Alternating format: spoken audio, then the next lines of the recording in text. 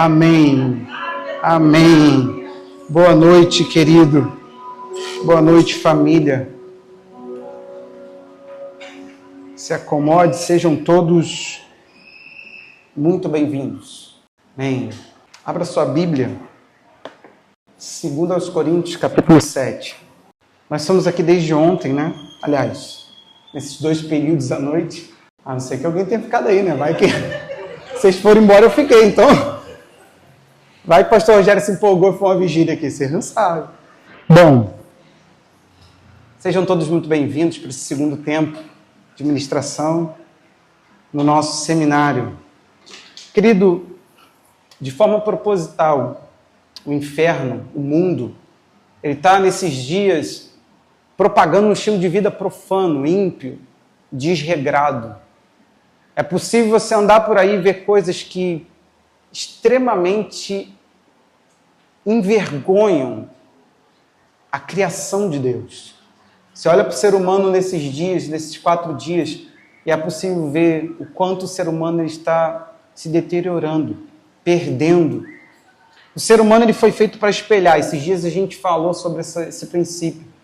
E quando ele não encontra a imagem do seu Criador, ele começa a fazer para si caricaturas, imagens embaçadas, né? Caricaturas são aquelas imagens desproporcionais. Você vê alguém com uma cabeça desproporcional ao corpo. Para lembrar, né? O pessoal mais antigo aí lembra daqueles craques da Copa, né? Tinha aqueles bonequinhos com cabeção. É uma caricatura, é uma imagem distorcida. E o ser humano, ele está adquirindo para si uma imagem totalmente distorcida da pessoa de Deus. E é possível enxergar nesses dias isso. Nós estamos aqui para fazer o processo oposto. Estamos caminhando para compreender a santidade, que não é possível essa natureza, essa obra, esse desejo por esse estilo de vida que nós estamos aqui falando, não é uma coisa que da força humana brota, é algo que somente o próprio Deus pode fazer. Amém, querido? Mas nós estamos aqui de forma proposital, fazendo o caminho oposto daquilo que as pessoas estão fazendo. A cada dia elas demonstram uma distância maior do nosso Deus, e nós estamos indo para mais perto dele. É isso, queremos mais a santidade da pessoa dele refletindo sobre a nossa. 2 Coríntios 7:1, diz assim: portanto, meus amados, tendo tais promessas, purifiquemo-nos de toda impureza, tanto da carne como do espírito, aperfeiçoando a nossa santidade no temor do Senhor. O meu tema é esse, o temor do Senhor. Uma outra versão diz assim: amados, visto que temos essas promessas, purifiquemo-nos de tudo que contamina o corpo e o espírito, tornando-nos cada vez mais santos, porque tememos a Deus. Pai, que o Senhor nos fale. É a nossa oração, Senhor. No nome de Jesus. Amém. Esse texto, ele é interessante porque você observa que ele começa com portanto. Ninguém concluiria alguma coisa sendo que não estava falando nada. Já pensou? Eu chego agora e falo assim: portanto, Cadu. Ficou meio sem pé, sem cabeça. E vai falar, né? Portanto o quê? Portanto é uma... Eu não gosto de falar disso, que o Cadu... É minhas conjunções, Cadu. Eu gosto muito, que a Bíblia usa bastante. São conjunções conclusivas essa. Não é adversativa, Cadu. É um termo em português para concluir alguma coisa. E Paulo está fazendo isso. Por quê? Ele está usando algo de todo um discurso que ele vinha fazendo. E é possível você entender o seguinte: portanto, meus amados, tendo tais promessas. Ele tinha falado de promessas que está lá no capítulo 6, no 14. A partir do verso 14 ao 18. O que é prometido ali? É prometido que Deus, ele tem uma interação profunda com a gente, porque ele mora em nós. É prometido ali que Deus estaria nos recebendo para ele na presença dele. É prometido ali que Deus nos chamaria de pai, nos chamaria de filho e se tornaria o nosso pai. Essas 3 promessas são reunidas pelo apóstolo Paulo. Na verdade, ele pega textos do Antigo Testamento e cria essa conexão entre os textos numa ideia, dizendo, olha o que foi prometido. Deus prometeu morar, Deus prometeu nos receber, Deus prometeu nos fazer filhos. Ele prometeu ser o nosso Pai. E ele conclui dizendo, tendo essas promessas, como que com promessas como essa nós faríamos menos? Tendo uma coisa desse nível, como que nós nos comportaríamos abaixo?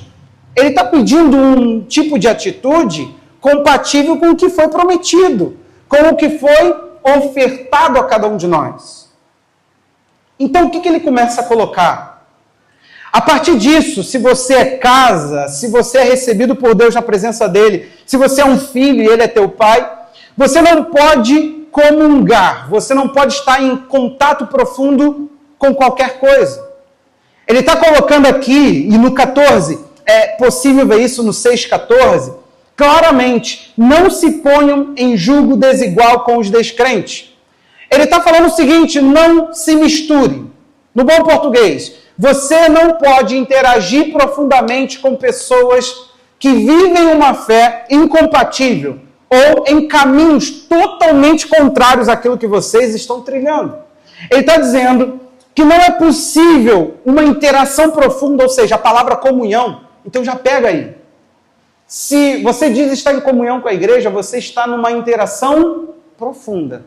Se você diz que está em comunhão com Deus, você está dizendo que você está em comunhão profunda, interação profunda, um relacionamento que não está de forma superficial. Tá algo que você está realmente mergulhado dentro daquilo. Então, o nosso Deus, baseado nisso, pelo apóstolo Paulo, nos ensina o seguinte: se você está se relacionando profundamente com algo que está para longe do Senhor, e você está ali mantendo aquilo de modo íntimo, ou seja, trocando com aquilo, provavelmente você não pode manter as promessas que ele te fez.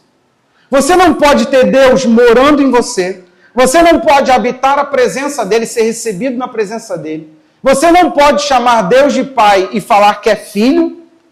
E você não pode dizer isso tudo estando em comunhão com o que ele chama de trevas, injustiça, impiedade, descrença. Você não pode olhar para tudo aquilo que está contrário ao seu Deus e falar, eu tenho tais promessas e ainda assim eu consigo comungar profundamente com as trevas. Por isso que a ideia do não se prenda, não se misture, não fique perto. Eu quero ler com você essa promessa. Olha o que Deus te prometeu a partir do verso 16 do capítulo 6. Vamos ler no telão. Que ligação há entre o santuário de Deus e os ídolos? Porque nós somos santuários do Deus vivo. Como ele próprio disse, habitarei e andarei entre eles. Eu serei o seu Deus e eles serão o meu povo. Por isso, o Senhor diz, saiam do meio deles, separem-se deles, não toquem coisa impura e eu os receberei. Serei o pai de vocês e vocês serão os meus filhos. Note que tudo dentro de aspas. E as minhas filhas, diz o Senhor Todo-Poderoso. 7:1, nosso texto. Nós precisamos entender que essas promessas, elas estão baseadas, elas estão colocadas da seguinte maneira: se você cuidar de você mesmo, de não interagir profundamente com coisas que estão contrárias à natureza de Deus, tudo isso será verdade sobre a tua vida. Deus habitará em você, Deus te receberá na presença dele e ele se tornará teu pai. Amém, querido? Por isso é que a Bíblia nos chama aqui a um comportamento. Esse versículo 7, esse capítulo 7, verso 1, ele traz algo que é totalmente contrário ao discurso cristão hoje. Em primeiro lugar, eu quero destacar essa palavra de Paulo. Purifiquemo-nos de toda impureza. Você tem coragem de assumir um estilo de vida que você fala assim, eu vou deixar para trás tudo que é impuro? Você está trilhando esse caminho, sabe? Porque falar que vai à igreja, falar que líder, falar que pratica algumas coisas. Eu ouço de muitas pessoas que estão longe do Senhor. Eu não deixei de orar e ler a Bíblia. O que me estranha não é que essa pessoa distante de Jesus esteja ainda lendo a Bíblia. O que me estranha é que ela não encontra na Bíblia algo que a confronte.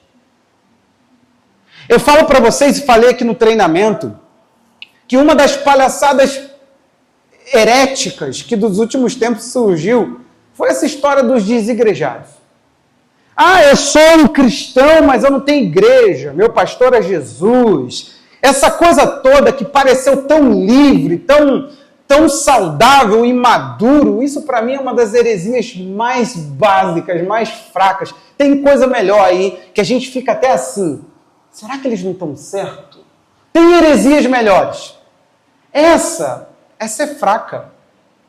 Se você lê a Bíblia, você não tem nem como orar a oração modelo, dizendo, meu Pai, que é só meu e meu, aqui na minha individualidade.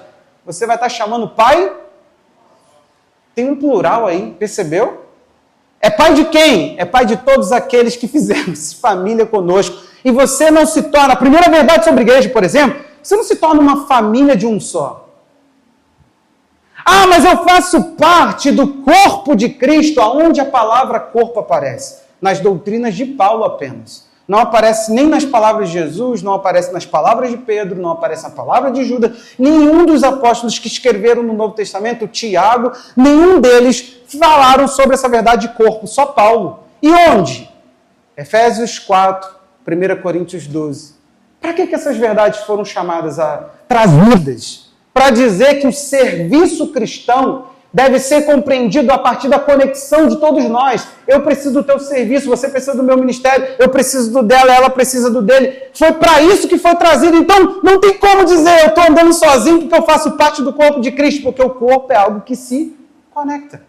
Vocês entendem a questão? Só que uma pessoa vira e fala assim para você, Andressa, desculpa, eu não estou indo para igreja nenhuma, mas eu abro a minha Bíblia e leio todos os dias. Isso não é indicativo de pureza. Talvez isso é um indicativo de impureza.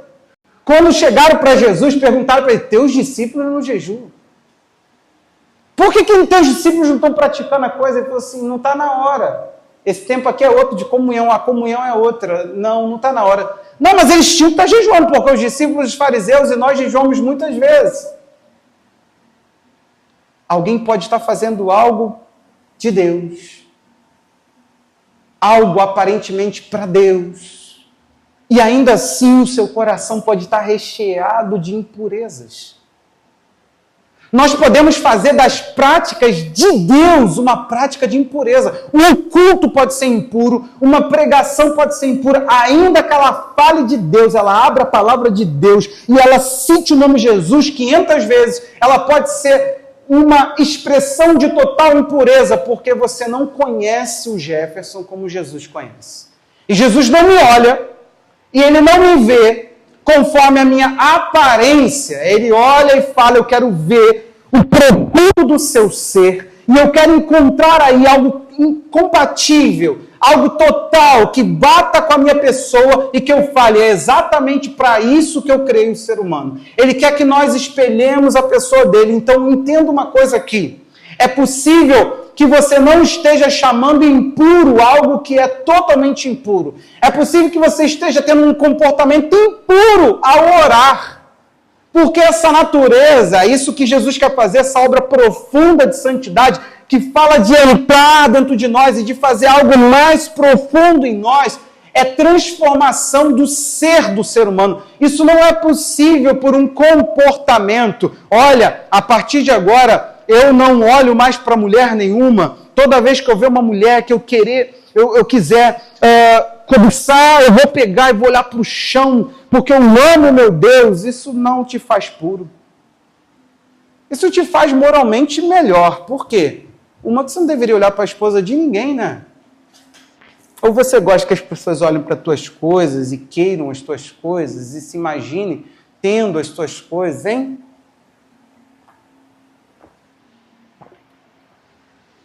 A princípio, eu quero te mostrar aqui que o padrão bíblico ele é alto. A Bíblia não fala somente aqui, nós poderíamos ir a outros textos, mas eu quero um texto muito claro. 1 João 3,3 vai dizer que todo aquele que tem esperança, esperança de que Jesus está vindo. O que ele tem que fazer?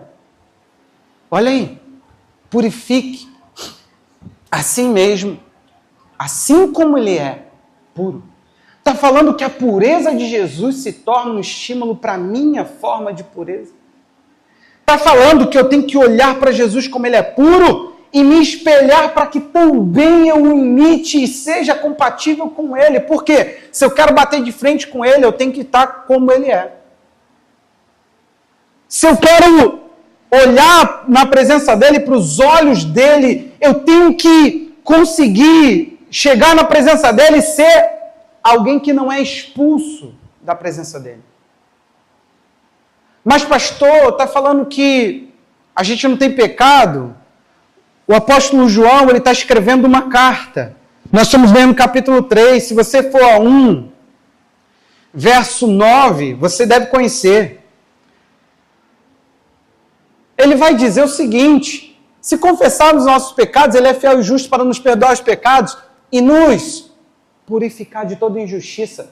Ele trabalha lá atrás que a pureza que ele está aqui cobrando, ela é devida à eficácia do sangue de Jesus. Só que eu quero te falar, invoque o poder do sangue, mas dê conta do que o sangue promove. Sabe por quê? Ele não te purificou de algumas, não. A Bíblia diz de toda injustiça. É por isso que você é chamado para se purificar de toda a impureza. É por isso que nós somos chamados para lavar o nosso coração completamente. Não pode ser uma coisa que, isso aqui eu estou mantendo, pastor. Eu não posso expor isso, eu não posso querer tratar isso, eu não quero, eu quero deixar isso aqui. Eu acho que uma meia verdade não é uma mentira. O que nós ensinamos nesse seminário, não sei se esse ano vai rolar. Tem muita coisa para se falar sobre santidade, gente. É impossível repetir sobre o assunto, sabia? Deixa eu te falar uma coisa aqui. É possível ser um mentiroso sem mentir. Porque nós somos uns cristãos que falamos assim, não queremos a lei, não somos da lei, estamos na graça, andamos pela graça, eu sou da graça, eu sou salvo pela graça. Como se essa doutrina fosse só para isso, para a gente ficar combatendo aquilo que a gente não quer obedecer. Só que sabe o que acontece? A lei, ela só lidava com o comportamento humano. Não cobiçarás era da ordem do... Ninguém está julgando, por exemplo, ninguém olhava assim, cobiçou, hein? Eu vi que tu sentiu aí dentro uma vontade de... Não! Não houve uma ação, está tudo resolvido. A graça não. A Bíblia fala que Jesus vem com esse mesmo assunto da cobiça e fala assim, tu olhou, quis, pronto, cobiçou. Jesus trabalha o seguinte, o que eu quero tirar de vocês não é ações, eu quero tirar de vocês são inclinações. Então Jesus não quis evitar um adultério, ele quis tirar o adultério de dentro de nós, porque ele mesmo ensinou isso. O problema do adultério é que ele fica dentro de nós. O problema da cobiça é que ela está dentro de nós. O problema da matança está dentro de nós. Isso é Mateus 15, 19. Está tudo dentro. Por isso que ele está falando, não pode selecionar o que você quer pôr para fora. Não pode achar que a faxina é você que determina se está limpo ou não está limpo. É Deus quem passa dizendo, ainda tem coisa. E tem muitos de nós que não entendem que suas vidas, elas estão travadas na presença de Deus. Você fala, eu quero mais de Deus. Deus fala, eu não posso habitar com você porque você ainda mantém coisas que não é própria de templo, do meu templo. Você fala, mas eu quero mais a presença de Deus. Deus fala, mas você não pode. Você que quer coisas que a minha presença não pode estar perto de você. E você fala assim, eu sou filho dele. Mas ele fala, mas a minha natureza não é essa. Que leva a gente à segunda verdade. O apóstolo Paulo, ele diz, purifique de toda impureza, tanto da carne como do espírito. Ele está falando aqui sobre uma doutrina que ele cria. O apóstolo Paulo ele ensina o homem da seguinte perspectiva: homem por dentro, homem por fora.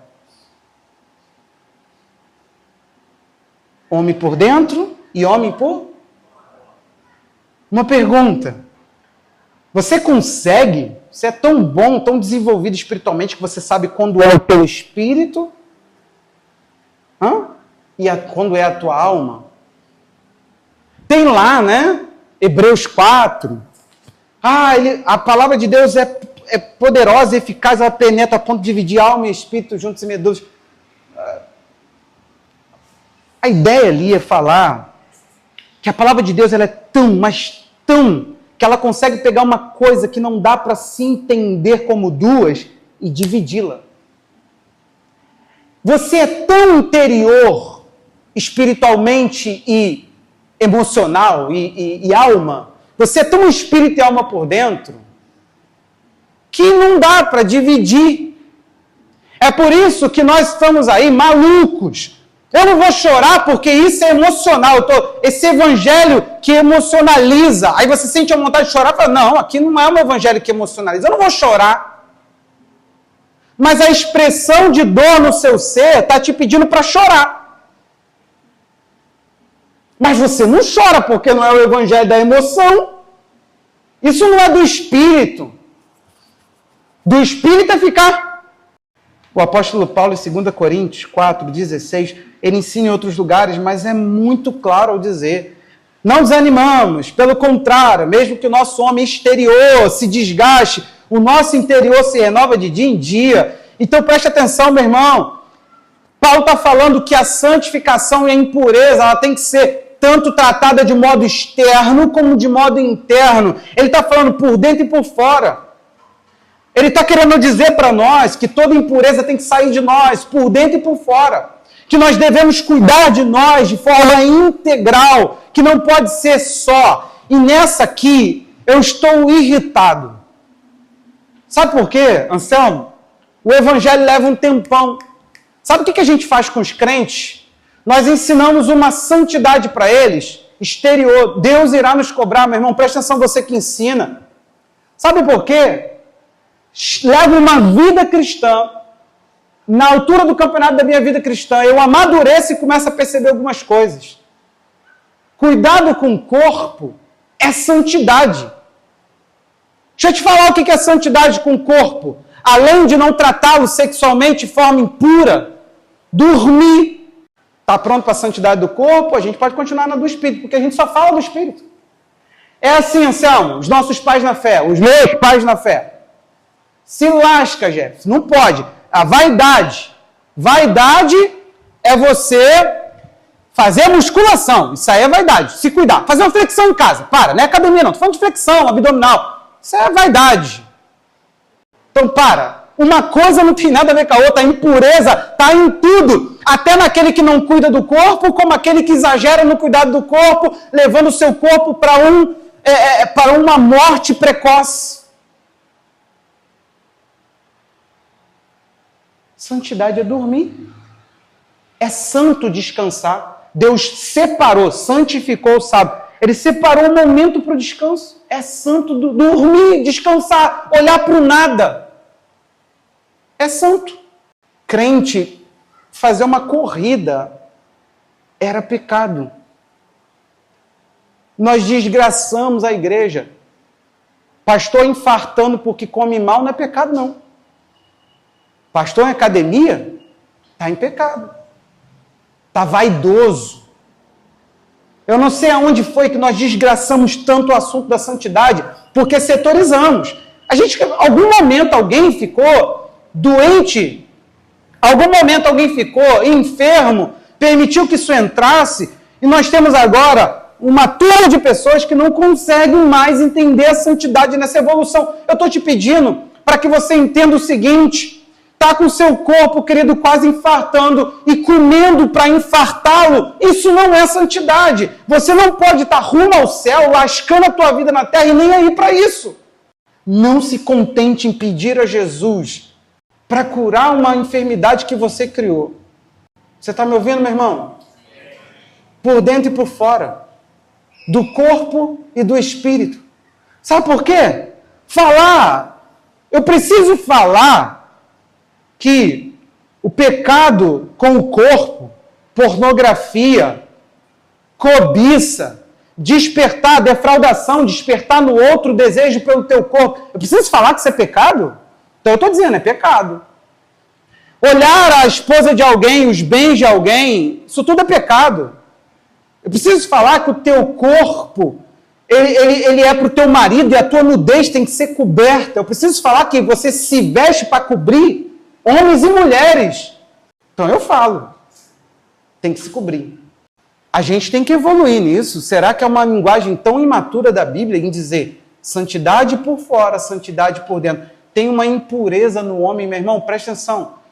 Nós precisamos compreender que nós estamos causando um dano atrás do outro, a nossa vida, a nossa alma, cheio de bagulho e nos chamando de cristãos. Falando, Deus, a casa dele é uma baderna, a pessoa que ele recebeu para ter presença dele, para ter comunhão com ele, ele troca comigo e eu sou uma bagunça só. E ele me chamou de pai, ele me chamou de filho, meu Deus, toda hora eu confundo. Eu não sou pai de Deus, gente, Deus é que é meu pai. Deus me chama de filho e mesmo assim ele se faz uma bagunça, porque filiação aqui não tem nada a ver com papai e filhinho. Tem a ver com natureza. É dizer que eu sou dele, que eu fui feito nele. Então o apóstolo Paulo vai falar a sua parte material e as suas partes imateriais precisam receber a purificação. Só que isso tudo baseado numa coisa, que é o meu terceiro ponto. O meu segundo, para quem talvez não pegou, é de dentro para fora. Não pode ser só uma parte, não pode ser só outra parte. Tem que ser as duas partes, ou todo o nosso ser recebendo santificação, sendo purificado da impureza. E a terceira parte dessa mensagem é que a Bíblia chama eu e você para aperfeiçoar a santidade. Você tem noção que mesmo a palavra santidade, ela sendo já algo muito profundo, ela sofre um upgrade, uma coisa a mais, ela é atualizada. Olhe para mim. A palavra santidade está acompanhada de aperfeiçoamento. O apóstolo Paulo está falando que mesmo sendo santo, eu ainda preciso trilhar um caminho de perfeição nisso. Você quer saber? Olha para mim. Tudo que é santo, reto, justo, quando entra em nós, precisa de perfeição. Nós não temos em nós totalidade. Nós estamos sendo formados para sermos totais. Acompanhe esse pensamento. João, ele chega e fala que o amor em nós, o amor é puro. O amor é o vínculo da perfeição. E ele diz que quando o amor é entre nós, nós precisamos sofrer o quê? Aperfeiçoamento no amor. Nós não sabemos amar. Não adianta você falar, mas eu amo demais, você não tem noção de quanto eu amo a minha esposa, eu dou a minha vida por ela. Pode ter certeza que esse amor ainda não está completo. Nós estamos sendo completados, nós estamos sendo preenchidos. Se você tiver, a palavra aí perfeito, ela é a mesma palavra no grego para completo. A ideia é que você chegou na totalidade do que precisa. E mesmo assim, você ainda vai sofrer uma atualização. Então, a santidade, ela só sofre uma evolução, você só vai crescer, você só vai entender que você não chegou no ápice da sua santidade quando você passar a entender o que é temor a Deus. O temor a Deus nesse texto, ele se torna aí uma ideia, presta atenção, uma base para desenvolver alguma coisa. Ele está dizendo que a base de desenvolver perfeição na nossa santidade é temer a Deus. A base que desenvolve a santidade é o temor a Deus. Só que nós temos alguns equívocos. Meu irmão, não é difícil você encontrar um crente dizendo assim, você já encontrou? Fulano, ele tem temor de Deus. Ele só não caminha com Jesus. Quem já viu isso? Quem não lembra que viu? Todo tempo a gente faz isso. Então presta atenção. Sem o temor, a nossa santidade ela não passa de atitudes melhoradas. Querido, vou te falar uma coisa. Salvo ou não, você será se você tiver uma fé em Jesus que funcione para a tua vida, que transforme sua vida. Agora, eu prefiro que pessoas sejam melhoradas do que nada. Mas crente não é melhorado. Crente não é um carro antigo pintado que a gente fala assim, cara, nem vende mais peça, mas, pô, tá bonitão. Crente não é isso, André. Crente não é uma coisa que a gente fala assim, olha, se a gente der uma pintada assim, ali, o teto, se a gente limpa e fica linda essa casa. Não. Deus jogou no chão e fez tudo. Qual é a questão? Nós encaramos assim, olha, eu não jogo no Tigrinho, tô doido para apostar lá no futebol, que agora as apostas no Brasil, né, ficou bem comum. Cara, você está vendo alguma notícia sobre o seu time, tem alguém anunciando aposta. Não, eu faço isso não, eu sou crente. Pô, legal. Mas, aí quando você olha para o outro lado, eu lembro de tantas coisas. Uma bênção. A gente chama de bênção, a gente acha que resolveu o problema. Aperfeiçoar no temor. Eu quero entrar nesse tema e eu quero mostrar para você que se o temor não for a base, presta atenção, nós só vamos ter essas atitudes melhoradas. Ou, o que vai ser substituído pelo temor? Legalismo. Para deixar bem claro, simples, o que é o legalismo? São todas as regras que a gente pega da Bíblia para achar que, através exclusivamente delas, eu estou tentando te mostrar o que é legalismo, para a gente não ficar na linguagem de crente, linguagem de pastor que quer demonstrar conhecimento. Esse não é o meu papel aqui. Vocês sabem que eu não preciso disso. O que acontece? A pessoa pega e fala assim, ó, exclusivo, isso aqui me salva. Como é que eu posso ser um crente e não fazer o bem ao próximo? Não, pera. Por ser crente, você entende que você tem que fazer o bem ao próximo. Sim. Ah, salvo. Salvou, entendi. Não. Se não fizer o bem ao meu próximo, como é que eu vou para o céu? Eita. Já está tudo errado nesse discurso. Você está achando que o homem pode ser bom por si mesmo. Você está achando que a pessoa dá conta de ser o que Deus chamou ela para ser por si mesma. Você não está entendendo que o evangelho é transformador. Pega a gente que não está e faz ser. Pega a gente que não consegue e faz conseguir. Que a graça de Deus é algo que nos leva a um lugar aonde nenhuma outra coisa nos levaria até ali. Nada pode. O teu esforço não pode te levar onde a graça de Deus te leva. Então tem muito erro nessa frase. Como é que eu posso ser... Então o que a gente faz? O legalismo é pegar uma base, uma ideia, um mandamento e falar, isso é ser salvo. Quando você não tira, não fala assim, ó, ser salvo e põe o sacrifício de Jesus e nada mais, você tem problema na tua fé. Você está aqui comigo? Ser salvo para mim, pastor, é ter que ler a Bíblia todo dia. Opa! Porque você é salvo, você vai para a palavra alimentar a tua fé. Mas você lê a Bíblia todo dia, vai por mim, não vai salvar não. Nem orar, nem dar dízimo, nem fazer qualquer coisa que você ache que possa fazer para merecer o que só o sacrifício da cruz fez. Ele já gritou, tá pago, irmão. Tá querendo pagar o quê? Qual é o grande problema? O legalismo é o que a maioria de nós faz. Lembra? Eu fui jovem dentro de igreja e ia para as redes de jovem. Como é que é a santidade para jovem? A gente ensina assim, se você estiver lá olhando para a irmãzinha, olhou a primeira vez, acidente. Tu vira o carro. Olhou a segunda vez, conferência, aí pecou. A gente ensinava a cobiça sendo vencida assim. E os pastores de jovens se sentiam máximo, Selma. Olhou a primeira vez, foi um acidente, fala, caraca, cobicei a mulher do fulano. Mas na primeira não é pecado. Querido, ninguém ensinou a gente. Eu lembro do primeiro dia em que eu li, num livro, que intenções contam mais para Deus do que ações. Eu lembro do dia em que eu fiquei horrorizado em perceber que os nossos corações podem levar a gente a um lugar que a gente nunca foi.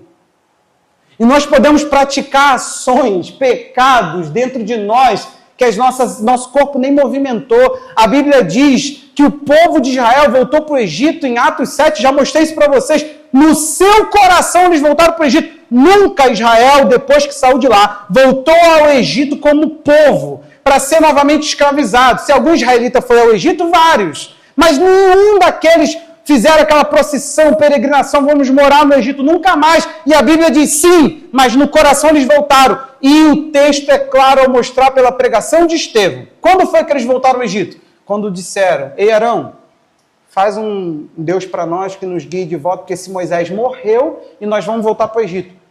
Voltaram? Esses que fizeram isso nem vivos ficaram. Houve uma matança. Apenas a tribo de Levi, foi ali que eles são escolhidos para serem sacerdotes exclusivos. Presta atenção. A tribo mata todo mundo. Há uma matança, um extermínio, purificação do povo. A Bíblia diz que esses voltaram ao Egito. Porque o coração deles foi. Então deixa o Senhor te encontrar hoje, onde teu coração está indo. Porque daqui a pouco teu corpo vai acompanhar. Você não é só uma pessoa física, você é uma pessoa espiritual, você tem uma alma, e tudo isso que compõe o teu ser interior, ele pode te levar a lugares que os teus pés não estão pisando. E é isso que o Senhor quer trabalhar em você. Preste atenção, o temor de Deus em nosso coração, ele vai nos ele vai nos elevar a um outro modo de vida. Você pegou? O temor de Deus no nosso coração, ele vai nos elevar a outro patamar. O temor de Deus no nosso coração vai nos elevar a outro patamar de vida. Filipenses 1, presta atenção nisso aqui. Versos 9 e 10. Eu amo essa oração. Paulo fala de suas orações. E isso nos faz entender pelo que orar pela igreja. Líderes, aprendam. E também faço essa oração, que o amor de vocês aumente mais e mais. A gente não sabe amar, gente. Amor tem grau. E ele está orando, então significa que não é algo que eu posso... agora eu vou amar mais. Eu quero amar mais. Eu quero amar mais a minha esposa. Não começa a orar não para tu ver se tu vai conseguir alguma coisa que só em Deus tu encontra fora dele. Que o amor de vocês aumente mais e mais em conhecimento e toda percepção. Presta atenção nessas duas palavras aqui, porque é entendimento. Aí quando ele fala sobre esse amor a Deus, esse amor na vida, que a gente aumenta pelo conhecimento e percepção, ou seja, por entendimento, olha o que vai acontecer. Para que vocês aprovem coisas excelentes e sejam sinceros e inculpáveis para o dia de Cristo. Entenda isso aqui, deixa um pouquinho aqui, por favor, Duda. O que seria, na prática, se você está aí meditando, abrir o texto na sua casa, você está tirando um tempo devocional pela manhã, pela tarde, pela noite, o dia, a hora que te deu, e você abre a Bíblia e a Bíblia te diz, olha, a oração de Paulo é essa aí que você acaba de ler. E quando você bate os olhos no início do verso 10, ele vai dizer, para que você aprove coisas excelentes. O que você chamaria de coisas excelentes? O que são coisas excelentes, gente? Coisas excelentes. Preste atenção. É muito bom que você faça algo por alguém. Mas quando você faz com murmuração, você decai da excelência. Cara, a excelência é um padrão mais alto. É entender que as coisas não são meras coisas. Ficar na projeção, no som, fazer o louvor, pregar a palavra não é tudo. Como a gente faz isso, a dedicação, o manuseio de todo o processo, a hora que eu chego no culto, a hora que eu chego para uma conversa, a hora que eu vou orar. Como eu vou orar, André? Eu vou orar no Instagram. Como se faz conta muito. Cristão que não aprova coisa excelente. Vem cá, meu irmão. Aprove coisas excelentes. Um cristão que não cuida da sua mente. Um cristão que não cuida do que pensa. Um cristão que tem discipulado à disposição dele, não senta para arrancar as pressões da vida de dentro de si, fica lá fermentando, vai explodir. Um cristão que não tem domínio de si em nada, ele é dominado por doce, por rede social e por uma dezena de outras coisas. Você acha a sua. Querido, como que a gente pode dizer que aprova coisas excelentes? Isso tudo, preste atenção.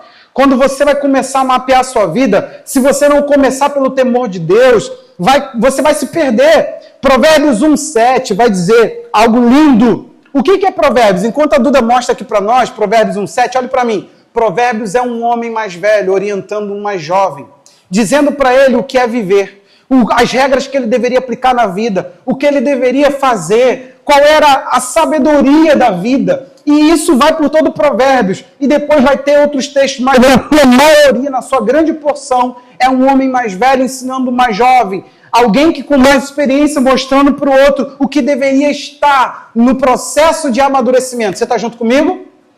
Olha o que diz então. O temor do Senhor é o princípio do saber, mas os insensatos desprezam a sabedoria e o ensino. Ele está dizendo que quando você procurar entender alguma coisa, você vai ter aquilo no centro, o saber de Deus. O temor a Deus. O temor de Deus vai nortear todo o verdadeiro conhecimento, ou seja, tudo aquilo que é para ser praticado, tudo aquilo que faz bem ao ser humano, tudo aquilo que faz saúde para a tua vida, para as tuas finanças, saúde para a tua vida familiar, saúde para a sua vida como um todo. O que está na base disso tudo? Temer a Deus. Olha comigo, ele vai explicar um pouco melhor no capítulo 2, do 1 ao 8. Ele vai explicar o que é sabedoria. Se por um lado o princípio da sabedoria é o temor de Deus, buscar a sabedoria vai nos levar a temer a Deus. Ele está mostrando que uma coisa não sobrevive sem a outra. Me desculpa, meu irmão, mas presta atenção aqui. O que mais tem é crente tolo. Eu não me impressiono com o tempo de jejum e oração de crente. Eu me impressiono com o tempo que ele praticou a palavra. O que conta para nós é a maturidade com que você cuida de você, cuida da sua família, cuida do dia a dia. Eu quero saber o cristianismo, por isso que muitos fogem do discipulado, porque se suas vidas aparecerem, elas têm que ser moita, elas têm que ser trevas. E Efésios 5 vai me dizer quem gosta de se esconder. Não vem para a luz para que as suas obras não se revelam. João 3 vai dizer a mesma coisa. Todo mundo que se oculta, meu irmão, todo aquele que se esconde tem problema, não pode mostrar o que está acontecendo. A moita é para pessoas que não nasceram de novo. Então preste atenção nisso aqui. Não deixe que a tolice ganhe o teu coração. Meu filho, se você aceitar minhas palavras e guardar no seu coração os meus mandamentos, se você der ouvido à sabedoria e inclinar o seu coração ao entendimento, sim. Se você pedir a inteligência e gritar por entendimento, se buscar a sabedoria como prata e a procurar como se procuram os tesouros escondidos, então você entenderá o temor do Senhor e achará conhecimento de Deus. Tem muito mais coisa, né? Porque o Senhor da sabedoria e da sua boca vem o conhecimento e a inteligência. Até o 8. Ele reserva a verdadeira sabedoria para os retos é escudo para os que andam com integridade, guardando as veredas da justiça e conservando o caminho dos seus santos. Volta um texto, por favor, Duda. Ele reserva, ele guarda a verdadeira. Existe a falsa sabedoria. Tiago vai dizer, capítulo 3, demoníaca, sabedoria mundana, sabedoria do homem. Mas existe a sabedoria do Senhor. E olha o que está escrito nesse texto, meu irmão.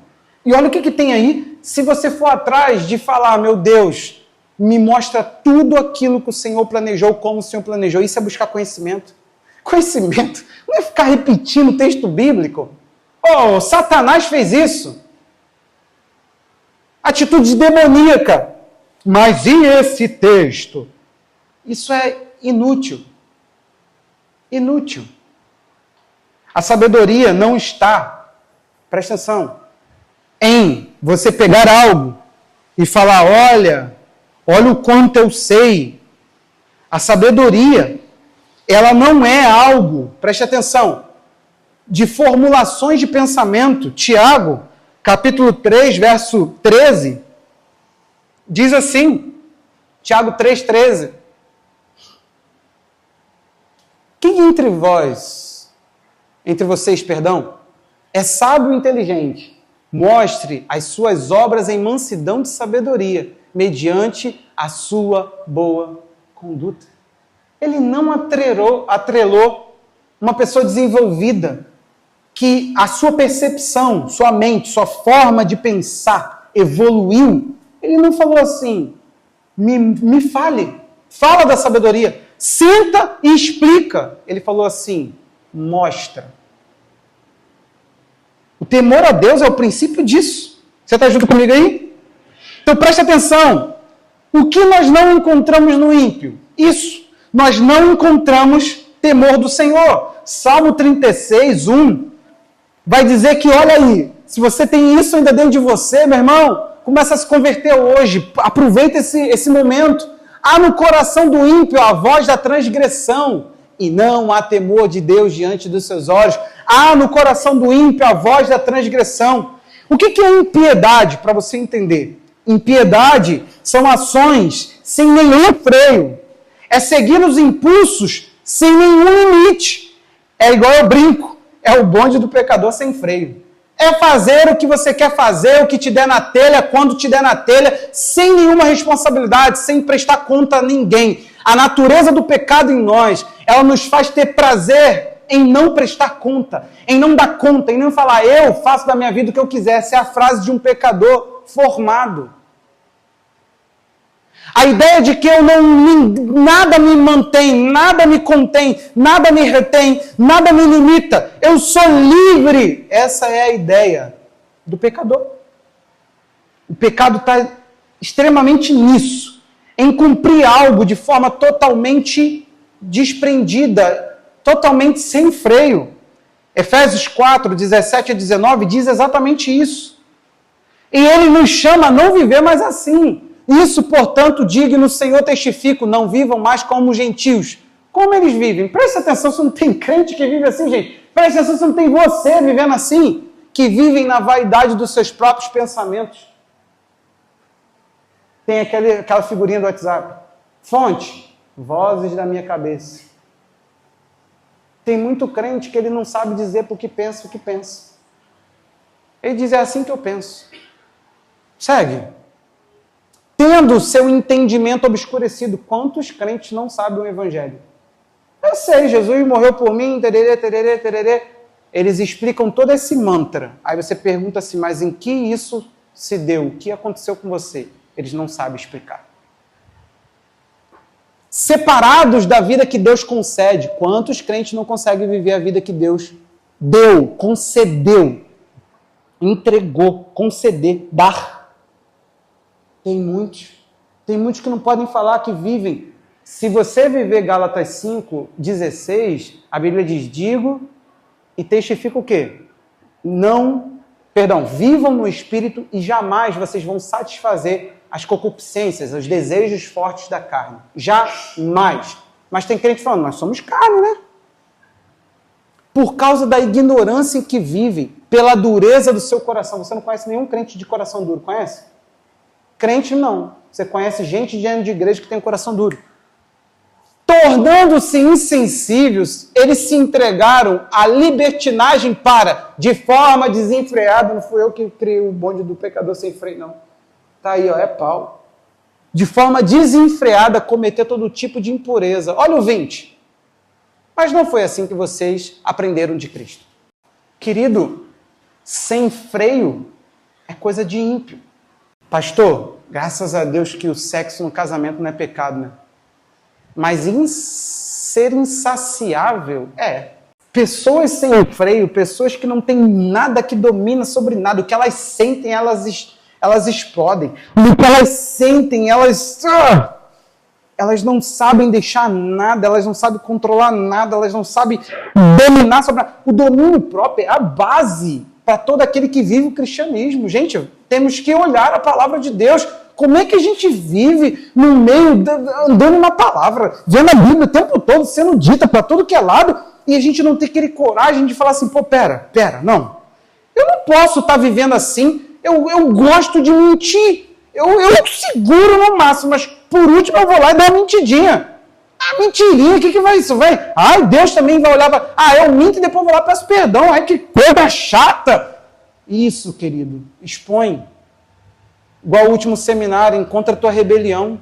você não tem amor à verdade, você ama mentira. Em tudo que você pudesse mudar. Vamos de novo aquele exercício. Pensa aí no mandamento que tu querias unir, meu irmão. Chutar. Deus está te permitindo agora mudar a Bíblia. Vamos lá. O que você queria mudar? A Bíblia diz que não podemos nos separar. O que Deus uniu, o homem não. Você quer mudar isso? O que mais? O que você quereria mudar da palavra? É o exercício do nosso seminário. Anualmente a gente encontra um seminário, um texto que a gente queria abolir do Evangelho. Para quê, pastor? Para a gente achar a nossa rebelião. É aí que você ainda não é crente. É nisso aí que você ainda odeia Deus. É nisso aí que Deus ainda odeia esse comportamento em você. É naquilo que você fala, por que isso está escrito aí? Por que alguém abre a boca para falar disso? Eu queria que isso mudasse. Então, você está procurando querer viver a sua ausência de freio, a sua libertinagem. Você queria que algo pudesse dar vazão a isso que você quer ser e não consegue ser, não pode ser, porque a palavra diz que você não deve ser. Tem muitos crentes, observa uma coisa aqui, que eles não têm um profundo respeito, porque temor não é medo de Deus, é um profundo respeito a Deus. Você está comigo? Só que eles não têm. O que eles têm de Deus? Medo. Medo de quê? O Jó, o que eu mais temia veio sobre mim. O que Jó via? Ele via prosperidade por onde ele andava. Filhos, bens, tudo dando certo, coisas, e está tudo no lugar. De repente tudo começa a ser varrido, destruído, que Jó fala, ai, eu tinha medo disso. Eu tinha medo. A Bíblia diz, presta atenção aqui, que Jó sacrificava de forma preventiva. Os filhos dele faziam um ajuntamento e ele falava, vai que eles pecaram e uma desgraça vai vir sobre nós. Sabe aqueles crentes que falam assim, não, Deus me livre abrir brecha. Cadê uma madeira para eu socar? Eu estou com medo do Satanás, ele vai vir, ele vai pular o muro. Ai, agora. Ai, eu tenho medo de Deus. Ai, ele vai tocar nas minhas finanças. Ai.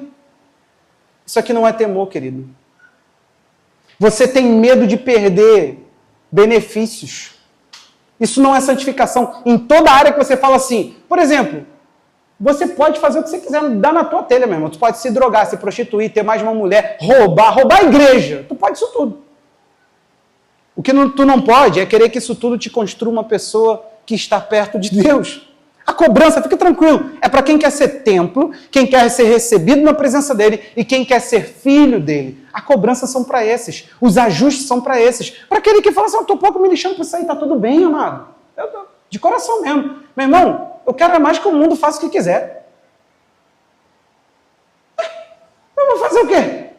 Você já percebeu que foi Deus que deu o direito da escolha?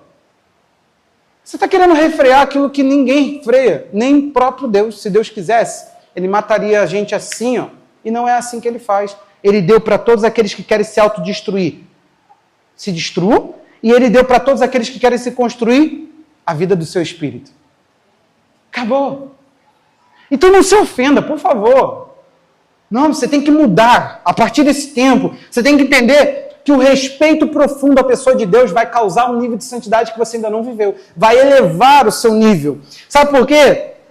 Toda pessoa que tem medo de Deus, ela está contida nos seus comportamentos. Ela não faz sexo fora do casamento, não é porque ela acha errado, não é porque dentro dela foi construída uma base de santidade que ela fala, Deus me livre de desonrar a mulher. Eu não faria tal coisa como José. Não é isso. Não é desonra disso. Não é falar, eu não violaria o corpo de alguém. Ele está falando, não, ele está maluco, vai entrar um demônio na minha vida. O pastor falou. A gente tem mais medo do diabo, do inferno. E quando vamos para Deus, a gente quer levar esse mesmo medo.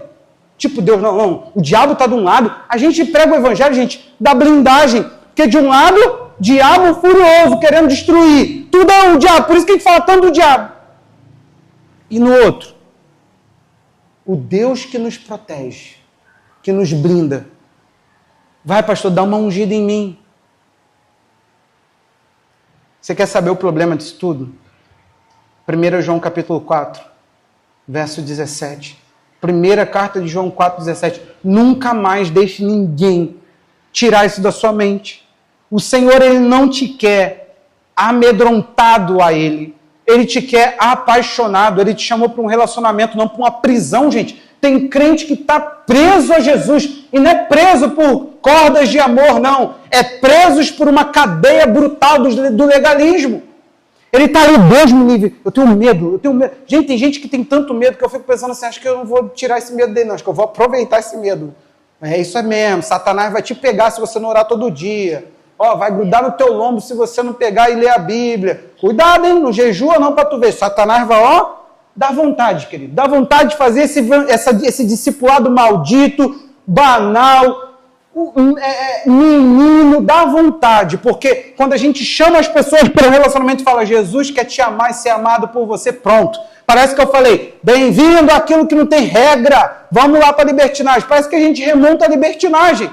Olha esse texto, meu irmão. Gruda ele. Se você não quiser ler nada dos textos que abrimos hoje, lê esse. Lê esse os 7 próximos dias. Olha esse texto. Nisso o amor é aperfeiçoado em nós. Amor aperfeiçoado, amor aperfeiçoado. Para quê? No dia do juízo, mantenhamos confiança. Ninguém vai chegar no dia do juízo, aquela coisa das mãos vazias. Ninguém vai chegar assim, gente, Não é isso que a Bíblia descreve, não. Pois, assim como ele é João que falou que a gente vai se purificar para encontrar ele. Todo aquele que tem essa esperança purifica a si mesmo como ele é puro. Aí ele diz, também nós somos neste mundo. Assim como ele é, também nós somos deste mundo. Assim como ele é, também somos deste mundo. Vai! No amor não existe medo. Pelo contrário, o perfeito amor... Porque o medo envolve castigo e quem teme não é aperfeiçoado em amor, no amor. Quem teme não é aperfeiçoado no amor. Em Êxodo 20, o Senhor ele faz o Sinai pegar fogo, está dando a lei. O que vai acontecer lá? Moisés ele fala assim, Moisés respondeu ao povo, não tenham medo. Porque o povo começou, se Deus é demais. Tem fogo, tem fumaça. Gente, era uma situação horrível. Imagina um vulcão em erupção. Tu viu pela televisão, tu fica assim, nossa, Jesus está voltando. Nossa, Jesus está voltando. Mas quem está lá, querido? Não está falando que Jesus está voltando, não. Se é crente, não crente, está correndo, meu irmão. Está com medo, está tudo tremendo. O negócio está vindo, aquela larva quente destruindo tudo. Eles estavam vendo algo similar. Ele está vendo um negócio pegando fogo lá em cima, tudo tremendo, trovões, nuvem negra, e Deus falando, sou eu. Eu queria estar lá, pastor, não queria não. Pode ter certeza que não. Aí Moisés fala, não tenham medo, Deus veio para provar vocês e para que o seu temor esteja diante de vocês, a fim de que não pequem. O temor de Deus é a base para a gente elevar o nosso padrão, querido. Sem temor a Deus, então pare de falar que o ímpio está com temor a Deus e só não tem Jesus. Porque se ele tivesse temor, ele elevaria o padrão de vida dele. Nós temos que corrigir o analfabetismo bíblico. A gente pega a Bíblia e brinca com ela, manipula ela para falar o crentez. Nós temos que falar igual o salmista no 86:11. O que ele diz? Ensina-me, Senhor, o teu caminho, andarei na tua vereda, põe em meu coração o desejo de temer o teu nome. E querido, você já pensou o quanto que você está na mão de Deus? Jesus, ele para ensinar o medo que a gente poderia ter dos homens. Em Mateus 10:28, ele fala sobre o medo de que talvez algum homem possa causar um dano ao nosso corpo. Ou seja, nos matar. Aquele tempo, as pessoas estavam arredias, não era todo mundo que estava satisfeito com a caravana de Jesus. Jesus está falando para os discípulos, agora vocês vão sozinhos. Olha que legal, eu falo para vocês assim, gente, eu sou odiado aqui, Aí eu quero te pedir, Márcia e Renato, vai ali onde eu sou odiado e fala lá que vocês são meus seguidores. É isso que Jesus está pedindo. Vai lá, Andressa, ali assim, tá todo mundo me odiando, ninguém gosta de mim, mas eu quero que você vá lá e fala que você me segue. Você vai ali e lá também me odeiam. Fala que você me segue. Jesus ele chega e fala assim: não temam os que matam o corpo, mas não podem matar a alma. Pelo contrário, temam aquele que pode fazer perecer no inferno tanto a alma como o corpo. Por que não falou o espírito, a alma e o corpo? A ideia ali é falar: alguém pode, um outro ser humano pode causar a nós um dano físico. Um homem pode causar um mal a você, pode tirar a tua vida.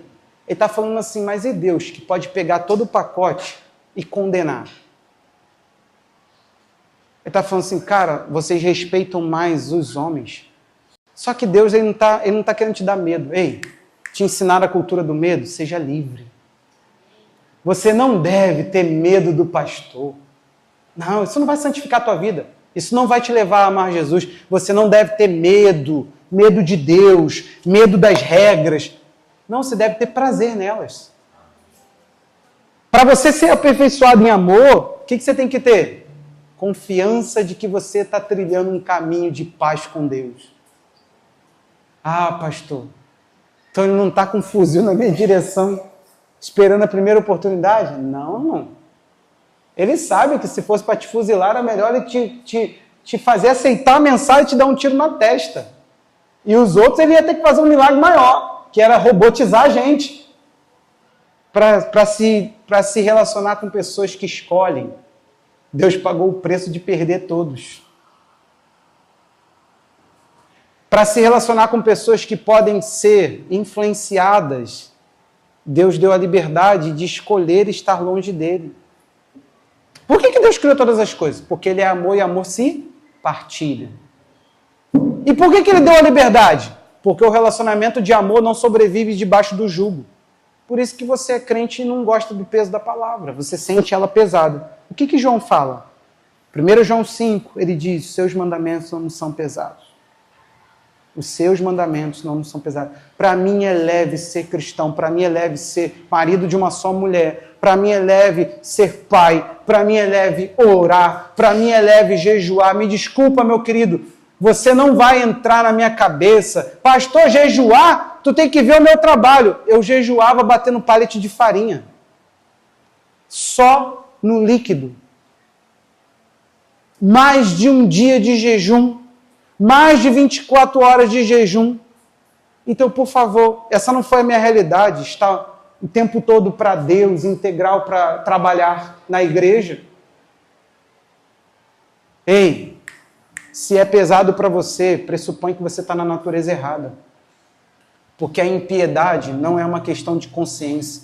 As pessoas não estão agora fazendo atrocidades com seus corpos porque elas estão erradas na sua forma de pensar. Elas estão operando numa natureza que elas querem alimentar. Elas fazem parte de algo desenfreado. É prazeroso para elas a ausência do controle. Só que 4 dias passam. Eu quero saber como que lida com as marcas. De uma menina que para e fala assim: caraca, eu me deixei fazer aquilo. Eu tive uma intimidade com um homem que me tocou e talvez nem vai lembrar do meu nome. De um homem que vai chegar no final, vai olhar para alguém e vai falar assim: por quê? Eu já vi um homem ímpio chorando, porque ele falou assim: eu dormi com uma mulher que não era minha esposa. Por quê? Ele chorava se perguntando por que ele não conseguia fazer diferente. Isso é decadência. Se Jesus morreu para me dar vida plena, eu não encontro vida plena em lugar mais nenhum. Querido, não é arrogante esse discurso. Compreenda. Você está no lugar da maior plenitude de vida, chamada Jesus. E se qualquer outra coisa disser para você que você pode ter o nível daquela vida preenchida fora de Deus, o que mais você deseja nessa vida? Esse lugar é vazio. Teve um dia que eu estava diante de Deus e eu lembrei de um dia que eu falei para Deus: Deus, o dia que isso acontecer comigo, eu vou ser a pessoa mais feliz. Eu voltei na oração, foi louco, porque eu voltei lá. Acho que Deus falou assim: lá, depois de muitos anos a gente vai conversar. Foi louco, porque eu lembrei de mim, Andressa, orando. E Deus falou assim: você tem isso agora, como é que você está? E eu estava no meu pior momento com aquilo que Deus tinha me dado. E eu falei assim: Deus, se tivesse uma forma de eu entender que isso é para mim, se o Senhor não se entristecesse e eu pudesse jogar isso para o alto, eu jogaria. Porque isso parece até que me afastou de ti. Você entendeu a questão? Já pensou você chegar no lugar da plenitude que você idealizou e você fala assim, caramba, que coisa vazia.